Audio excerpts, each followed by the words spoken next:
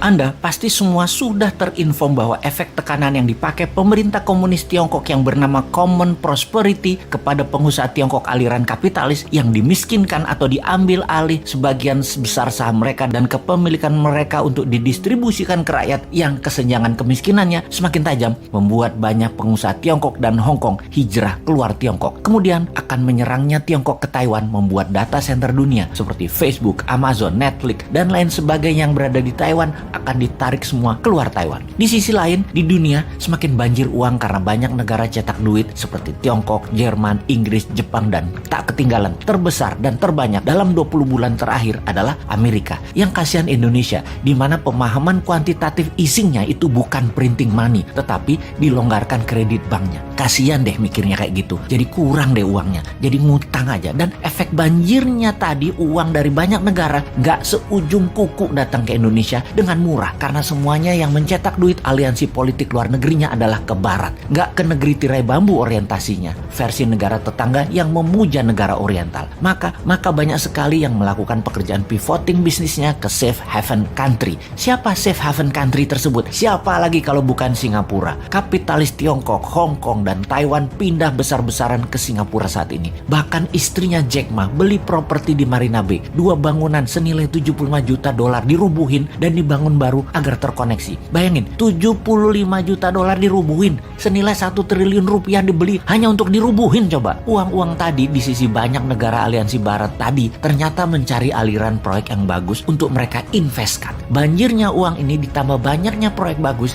ini era disebut lazy money era. Dan sungguh, saat inilah lazy money era tersebut. Kalau sahabat punya perusahaan yang sifatnya disruptor, scalability-nya besar dan jangka panjang ke depannya, uang di lazy money pasti akan ke Anda. Uang di lazy money pasti akan ke Anda tanpa Anda yang cari. Anda cukup jadi cantik dan stand out, pasti dilirik. Tak usah genit-genit mepet-mepet murahan, cari-cari pengusaha di bar. Cukup datang ke acara resmi, formal, dan terlihat stand out. Pasti Anda yang dipepet. Oke, kita bukan hanya mau bicara tentang bisnis, namun strategi bernegara dalam 3 tahun ke depan. Tahun 2024 itu Amerika Pilpres. Kalau di sini walau-walam, kalau masih mau menjabat bisa di amendement itu undang-undang, ya bisa ditambah 3 tahun, ya bisa juga, atau 3 kali masa jabatan Pilpres dengan calon tunggal yang incumbent saat ini, ya bisa juga. Atur jongana punya proyek itu. Amerika tetap Pilpres. Trump dan Partai Republik tetap ngotot, dan Demokrat semuanya lucunya kemungkinan besar adalah calonnya wanita semua. Dari Demokrat, Nancy Pelosi, Hillary Clinton, Kamala Harris, Nikki Haley, dan